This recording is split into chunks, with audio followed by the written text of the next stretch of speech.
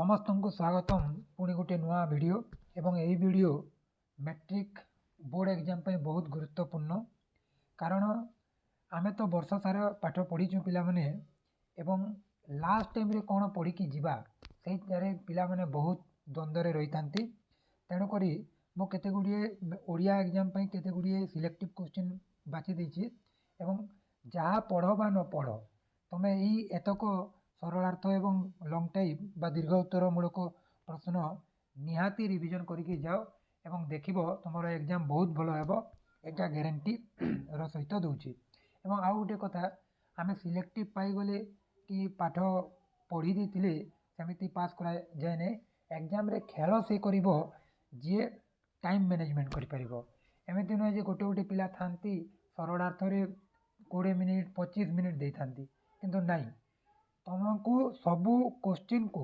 निर्दिष्ट टाइम जहाँ को 10 मिनिट देवा कथा 10 मिनिट देवा जहाँ को 15 मिनिट देवा कथा 15 मिनिट देवा 10 मिनिट देवा क्वेश्चन को ये 15 मिनिट देले अन्य क्वेश्चन को आउ लिखा टाइम हेबो नहीं समय हेबो नहीं तेणुक जो क्वेश्चन को जिते टाइम देवा कथा तुम मैंने घर फिक्स करके जाइत एवं सही अनुसार टिके शीघ्र शीघ्र क्वेश्चन आंसर देवाई चाहिए तो केते गुड़िए सिलेक्टिव क्वेश्चन मु आनी तो सही गुड़िए आज राति सारा टिके देखी नहीं थिबो एवं काली आसबार बहुत संभावना अच्छी तुम मैंने जदि पढ़ी जे यहीटा पढ़ी जे कौन क्वेश्चन आसिले तुम मैंने कर दे पार तो आम देखा जे ओडिया साहित्यर बा ओडिया बहिर प्रथम पाठ होची वंदे उत्कल जननी जोटा कि लक्ष्मीकांत महापात्र रचना करिसेंती एवं यहीटा होची आमर राज्य संगीत मध्य एइथिरु सरलार्थ इम्पोर्टेंट होची जे सुंदर शाड़ी सुशोभित क्षेत्रा ज्ञान विज्ञान प्रदर्शित नेत्रा एवं समस्ते जानिथिबो जे आमे सरलार्थ किपरि लेखु प्रथमे टिके कवि परिचय देबा एवं केउ पाठरु आसीची कहिबा एवं तार उद्देश्य ज्ञापन करिबा तापरे ताकु वर्णना करी उक्त जो पदटी देछि एई पद को तार 2-4 धाड़ी उपरु वर्णना करी आमे शेष कथा लिखि थाउ एवं एहीपरि भाव में आम सरलार्थ लिखि थाउ एवं 2 नंबर दीर्घ उत्तरमूलक प्रश्न जदि आमे देखिबा एटा देखिथिबो जे वंदे उत्कल जननी कवितारू उत्कल रो वैशिष्ट्य उल्लेख कर एटा गोटे दीर्घ उत्तरमूलक मोस्ट इम्पोर्टेंट क्वेश्चन एवं पिला माने तुम जो पाठ पढ़ बा न पढ़ ये वंदे उत्कल जननी पाठ को केवे भी स्किप करिवो नहीं एठारु सरलार्थ एवं दीर्घ उत्तरमूलक निहाती आसिबार संभावना अच्छी तापर आमे जदि देखिबा 2 नंबर पाठ होची भीमंक सिंहनाद रड़ी एवं यह सारला दासंक महाभारत आनीत एवं एथिरे गोटे सरलार्थ इम्पोर्टेंट रोची जोटा कि संकट काले तुम्भ तो उद्धार ऋण पुण दियसी सिंहनाद प्रसन्न बद ऋण यहाँ गोटे मोस्ट इम्पोर्टेंट सरलार्थ तापर आमे आउ को जीवा जे राघवंक लंका यात्रानुकूल एवं यह उपेन्द्र भंजक वैदेश विलास रु आनीत एथिरे गोटे इम्पोर्टेंट सरलार्थ होची विभूति की भुंजुथिलु विभूति भूषण बड़ कूड़े जनमी शरण की कारण जे यहीटा गोटे इम्पोर्टेंट तापर देखिबो जे चिलिका चिलिकार शांतन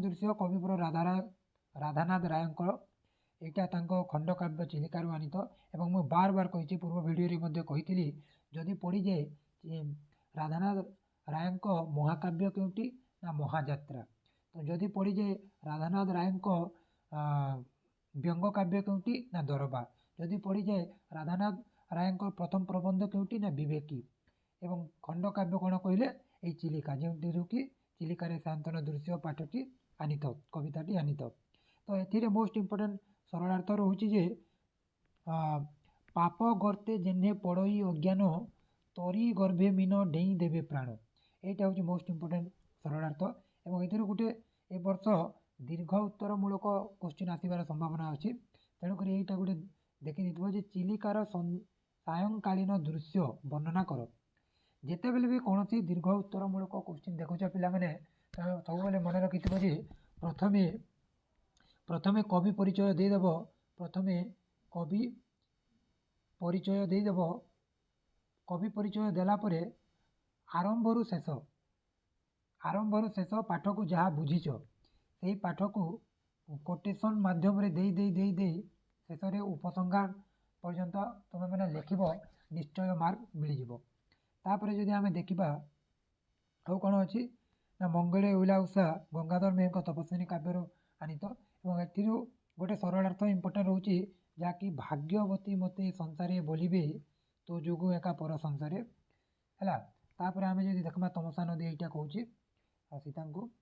ତାପରେ ରହୁଛି ଜାଗବନ୍ଦନ ହରା ଯାହାକି ଅନନ୍ତ ପଟ୍ଟନାୟକଙ୍କ କବିତା, ଏବଂ ଏଇଥିରୁ ଏ ବର୍ଷ ଦୀର୍ଘ ଉତ୍ତରମୂଳକ କୋଶ୍ଚିନ୍ ଆସିବାର ମୋଷ୍ଟ ସମ୍ଭାବନା ରହୁଛି। ଦେଖିଦେଇଥିବ ଯେ ଏକ ସାର୍ଥକ ଗୀତିକା ଭାବରେ ଜାଗବନ୍ଦନ ହରା କବିତାର ମର୍ମ ଆଲୋଚନା କର, ଅର୍ଥାତ୍ ଟୋଟାଲ୍ କବିତାକୁ ତୁମେମାନେ ଯଦି ବୁଝିପାରିଛ, ଟୋଟାଲ୍ କବିତାର ଯଦି 80% ବି ଯଦି ବୁଝିପାରୁଛ ତାହେଲେ ତୁମେ ଲେଖିକିରି ଆସିପାରିବ। ତେଣୁକରି ଏଇ କବିତାର ମର୍ମ ତୁମେ ସବୁବେଳେ ପ୍ରତ୍ୟେକ ପାଠ ପ୍ରତ୍ୟେକ କବିତାର ମର୍ମ ଯଦି ବୁଝିପାରିଛ ପିଲାମାନେ, ତାହେଲେ ତୁମେମାନେ ଲଙ୍ଗ୍ କୋଶ୍ଚିନ୍ ଆରାମସେ କରିଦେଇ ପାରିବ। ତାପରେ ଆମେ ଆଗକୁ ଯିବା, ଗଦ୍ୟ ଆଡ଼କୁ ଯିବା। ଗଦ୍ୟର ମୋଷ୍ଟ ଇମ୍ପୋର୍ଟାଣ୍ଟ ପାଠ ହେଉଛି ଜନ୍ମଭୂମି, ଯାହାକି ଆମର କୃଷ୍ଣଚନ୍ଦ୍ର ପାଣିଗ୍ରାହୀ ରଚନା କରିଛନ୍ତି, ଏବଂ ଏଥିରୁ କେବଳ ଦୁଇଟି ସରଳାର୍ଥ ଦେଖିଥିବ, ଏବଂ ଏଇ ଦୁଇଟି ସରଳାର୍ଥ ଦେଖିଥିଲେ ତୁମେ ଯଦି ସରଳାର୍ଥ ନ ଆସି ଯଦି ଲଙ୍ଗ୍ ଟାଇପ୍ କୋଶ୍ଚିନ୍ ବି ଆସୁଛି, ତୁମେ ଏଇ ଦୁଇଟା ସରଳାର୍ଥ ପଢ଼ିଥିଲେ ତୁମେ ଆରାମସେ ଦୀର୍ଘ ଉତ୍ତରମୂଳକ ପ୍ରଶ୍ନ ମଧ୍ୟ ଲେଖିଦେଇ ଆସିପାରିବ। ଦେଖିବା କ'ଣ ନା ସମୟ ସ୍ରୋତରେ ନିଃସହାୟ ଶୁଷ୍କ ତୃଣ ପରି ମୁଁ ଭାସି ଚାଲିଛି ଯେତେବେଳେ, ଏବଂ ଆଉ ଗୋଟେ ହେଉଛି ଏହା ମଧ୍ୟ ତାଙ୍କ କୃତ କର୍ମର ପରିଣାମ। ଏଇଟା ମୋଷ୍ଟ ଇମ୍ପୋର୍ଟାଣ୍ଟ। ଦେଖିଥିବ ଯେ ଶ୍ରୀକୃଷ୍ଣଙ୍କର କଥା ଏଇଥିରେ ବର୍ଣ୍ଣନା କରାଯାଇଅଛି, ସେ କରିଛନ୍ତି ପ୍ରବନ୍ଧରେ। ତାପରେ ଆମେ ଦେଖିବା ସଭ୍ୟତା ଓ ବିଜ୍ଞାନ ପାଠ ଆମେ ଜାଣିଛେ ବଂଶୀଧର ସାମନ୍ତରାୟଙ୍କ ଗୋଟେ ପ୍ରବନ୍ଧ, ଏବଂ ଏହି ପ୍ରବନ୍ଧରୁ ଏ ବର୍ଷ ଦୀର୍ଘ ଉତ୍ତରମୂଳକ ପ୍ରଶ୍ନ ଆସିବାର ବହୁତ ସମ୍ଭାବନା ରହିଛି। ତେଣୁକରି ଟୋଟାଲ୍ ପାଠକୁ ତୁମେ ସମରାଇଜ୍ କରିକିରି ନିଜ ପଢ଼ି ଦେଇଥ, ଏବଂ ସେଇଟା ହିଁ ତୁମକୁ ପରୀକ୍ଷାରେ ବହୁତ ସାହାଯ୍ୟ ହେବ। ତଥାପି ଗୋଟେ ଦୀର୍ଘ ଉତ୍ତରମୂଳକ କୋଶ୍ଚିନ୍ କୌଣସି MBD ଟେଷ୍ଟ ପେପର୍ ବା ବହିରୁ ପଢ଼ିକି ତୁମେ ଏଇ କୋଶ୍ଚିନ୍ ପଢ଼ିପାରିବ ଯେ ସଭ୍ୟତା ଓ ବିଜ୍ଞାନ ପରସ୍ପର ଆଶ୍ରୟୀ, ଏହାର ଯଥାର୍ଥତା ପ୍ରତିପାଦନ କର, ଦେଖିଦେଇଥିବ। ତାପରେ ଆମେ ଆଗକୁ ଯିବା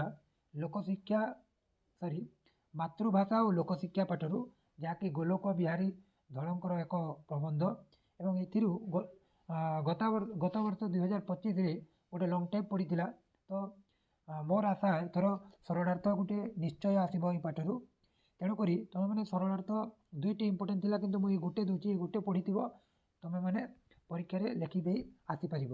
କ'ଣ ଅଛି ନା କିନ୍ତୁ ଆମ ଦେଶରେ ଜ୍ଞାନ ଭଣ୍ଡାରଟା ଇଂରାଜୀରେ ଥିବାରୁ କୋଟି କୋଟି ଜନତା ଆଖି ଥାଉ ଥାଉ ଅନ୍ଧ। ଏ ଗୋଟେ ସରଳାର୍ଥ ଦେଖିକି ଯାଇଥିବ ପିଲାମାନେ, ନିଶ୍ଚୟ ଆସିବ। ତାପରେ ଯଦି ଆମେ ଦେଖିବା ଆଉ ଗୋଟେ ମୋଷ୍ଟ ଇମ୍ପୋର୍ଟାଣ୍ଟ ପାଠ ନରେନ୍ଦ୍ର ବିବେକାନନ୍ଦ, ଯାହାର ଲେଖକ ହେଉଛନ୍ତି ଶରତ କୁମାର ମହାନ୍ତି, ଏବଂ ଏଥିରୁ ଗୋଟେ ସରଳାର୍ଥ ଏବଂ ଗୋଟିଏ ଦୀର୍ଘ ଉତ୍ତରମୂଳକ ମୋଷ୍ଟଲି ଦେଖିଥିବ। ଏ ପାଠକୁ କେବେ ବି ସ୍କିପ୍ କରିବ ନାହିଁ ପିଲାମାନେ। ତ ଆମେ ଦେଖିବା ଯେ ସରଳାର୍ଥ କ'ଣ ଅଛି ନା ଭାରତୀୟ ଦର୍ଶନରେ ମନୁଷ୍ୟର ସେବା ହିଁ ଈଶ୍ୱରଙ୍କର ସେବା, ଏହାର ଯଥାର୍ଥତା ପ୍ରତିପାଦନ କର ବୋଲି ସରଳାର୍ଥ ପଡ଼ିବ। ଏବଂ ଦୀର୍ଘ ଉତ୍ତରମୂଳକରେ କ'ଣ ଅଛି ନା ଦେଖିଦେବ ଯେ ଅଧ୍ୟୟନରୁ ଅର୍ଜିତ ଜ୍ଞାନ, ଅଭିଜ୍ଞତା ଓ ଜୀବନର ନିବିଡ଼ ଅନୁଭୂତିରୁ ଜୀବନ୍ୟାସ ପାଇ କ୍ରିୟାଶୀଳ ହୁଏ, ଏହାର ଯଥାର୍ଥତା ପ୍ରତିପାଦନ କର। ନରେନ୍ଦ୍ର ବିବେକାନନ୍ଦ ପାଠକୁ ଆମୂଳଚୂଳ ଭାବେ ତାହାକୁ ସଂକ୍ଷିପ୍ତ କରି ତୁମେ ବୁଝିଯାଇଥ, ଏବଂ ଯାହା ହେଲେ ବି ଲେଖିଦେଇ ଆସିପାରିବ। ତ ଲେଖିବା କିପରି ଥାଏ ଲଙ୍ଗ୍ ଟାଇପ୍ ନା ପ୍ରଥମେ କବି ପରିଚୟ ଦେବ, ତାପରେ ତାକୁ ବର୍ଣ୍ଣନା କରିବ, ଯାହା ବି ବୁଝିଛ ପାଠକୁ ତାହାକୁ ବର୍ଣ୍ଣନା କରିବ, ମଝିରେ ମଝିରେ ପ୍ରବନ୍ଧରୁ ହିଁ ଗୋଟେ କୋଟେସନ୍ ଆଣି ଦେଉଥିବ, ଏବଂ ଶେଷରେ ଉପସଂହାର ଛାଡ଼ିବ ନାହିଁ। ଉପସଂହାର ନିହାତି ଲେଖିବ, ତୁମେ ମଝିରେ ବର୍ଣ୍ଣନା ଯାହା କର ବା ନ କର, କିନ୍ତୁ ଶେଷରେ ଉପସଂହାର ଲେଖିକି ହିଁ ଆସିବ। ତାପରେ ଆମେ ଆଗକୁ ଦେଖିବା କ'ଣ କହିଛି ନା ରଚନା, ଏବଂ ରଚନା କେଉଁ ଗୋଟେ ଦେଖିଥିବ ନା ତୁମେମାନେ ଋତୁରୁ ବାଧ୍ୟ ଗୋଟେ ଆସିବ କୋଶ୍ଚିନ୍। ତେଣୁକରି ପିଲାମାନେ ତୁମେମାନେ ଗ୍ରୀଷ୍ମ ଋତୁ, ବର୍ଷା ଋତୁ, ଏଇ ଦୁଇ ଋତୁକୁ ପ୍ରାୟତଃ ଦେଖିଥିବ। ତାପରେ ଯଦି ଆମେ ଦେଖିବା ବର୍ତ୍ତମାନ ପରିବେଶ ପ୍ରଦୂଷଣ নহলে পরিবেশ সুরক্ষা এবং এই দুইটা প্রায়তঃ ସେ ସେମ୍ କ୍ୟାଟେଗୋରିର। ତେଣୁକରି ଯଦି ଦେଖିଦେଇଥିବ ଦୁଇଟି ପ୍ରଦୂଷଣ ଏବଂ ସୁରକ୍ଷା ଏବଂ ଛାତ୍ର ଜୀବନ ଏବଂ ସମାଜକୁ ନେଇ ଯେକୌଣସି ଗୋଟେ ରଚନା ଆସୁଛି ତମେ ଏଇ ଦୁଇଟାକୁ ମିକ୍ସ କରିକିରି ପଢ଼ି ଦେଇଥିବ, ଯେ ଯେଉଁ ରଚନା ଆଜି ଦେଖିଦେଇଥିବ ନିଶ୍ଚୟ ଆସିବ ଏଇ ଭିତରୁ। ଏଇ ପୁରା କପି ନ ଆସିଲେ ବି ନିଶ୍ଚୟ ଆସିବ, ଏଇ ବିଷୟରୁ ନିଶ୍ଚୟ ହିଁ ରଚନାରେ ଦେଖିବାକୁ ପାଇବ ତୁମେମାନେ ପିଲାମାନେ। ତାପରେ ରହିଲା ତୁମର ପତ୍ର ଲିଖନ। ପତ୍ର ଲିଖନ ତୁମେ ସାଙ୍ଗ ନିକଟକୁ ପତ୍ର ନହେଲେ ବଡ଼ ଭାଇ ନିକଟକୁ ପତ୍ର ଲେଖ ବୋଲି ନିଶ୍ଚୟ ପଡ଼ିବ। ତାପରେ ବିଭିନ୍ନ ଆମ ଅଞ୍ଚଳର ସେଇଟା ରାସ୍ତା ମରାମତି ହେଇପାରେ କି ପୋଖରୀ ଖନନ ହେଇପାରେ, ଏମିତି ବିଭିନ୍ନ ଅସୁବିଧାକୁ ନେଇ ଗୋଟେ ଦରଖାସ୍ତ ତୁମକୁ ପଡ଼ିବ। ଏବଂ ପେସେଜ ଯେଉଁଟାକି 10 ମାର୍କର ପଡ଼ୁଛି ସେଇଟା ସମସ୍ତେ 10ରୁ 8 ଆଣିବା ପାଇଁ ଚେଷ୍ଟା କରିବ। ଅନେକ ପିଲା କ'ଣ କରନ୍ତି ନା ପେସେଜରୁ ପ୍ରଶ୍ନ ପଢ଼ି ସେ ପେସେଜରେ ଯେଉଁ ଧାଡ଼ିରେ ଥାଏ ସେ ଧାଡ଼ିକୁ ପୁରା ଓହ୍ଲାଇ ଦିଅନ୍ତି, ଉତ୍ତରରେ ରୂପେ ପୁରା କପି କରିଦିଅନ୍ତି। କିନ୍ତୁ ସେପରି କରିବ ନାହିଁ ପିଲାମାନେ। ତ ତୁମକୁ କୋଶ୍ଚିନ୍ ଯାହା କହିଛି, ତୁମକୁ ପ୍ରଶ୍ନ ଯାହା ପଚାରିଛି ତାହାର ଉତ୍ତର ତାହା ହିଁ ଦେବ। ଏମିତି ନୁହେଁ ଯେ ତୁମେ ପୁରା ପେସେଜର ଗୋଟେ ଧାଡ଼ି ହିଁ ଉତାରିଦେବ, ନୁହେଁ, ସେପରି ନୁହେଁ। ପ୍ରଶ୍ନ ଯାହା ପଚାରିବ ତୁମେ ତାହା ହିଁ ଉତ୍ତର ଦେବ। ଏବଂ ଏଇଟା ହେଉଛି ତୁମର ସିଲେକ୍ଟିଭ୍। ଏବଂ ଏବେଠାରୁ ଏଇ ସିଲେକ୍ଟିଭ୍ ଅନୁସାରେ କମ୍ ସେ କମ୍ ପଢ଼ି ଦେଇଥାଅ, ତ କାଲି ନିଶ୍ଚୟ ବୋର୍ଡ଼ ଏକ୍ଜାମ୍ରେ ତୁମମାନଙ୍କୁ ହେଲ୍ପଫୁଲ୍ ହେବ। ଏବଂ ଆପଣମାନଙ୍କୁ ସମସ୍ତଙ୍କୁ ଆସନ୍ତାକାଲି ବୋର୍ଡ଼ ଏକ୍ଜାମ୍ ଓଡ଼ିଆ ପରୀକ୍ଷା ପାଇଁ ସମସ୍ତଙ୍କୁ ଅଲ୍ ଦ ବେଷ୍ଟ। এই ভিডিওକୁ ଲାଇକ୍, ସେୟାର ଏବଂ ଚ୍ୟାନେଲକୁ ସବସ୍କ୍ରାଇବ୍ କରିଦେବ। ଜୟ କଳା।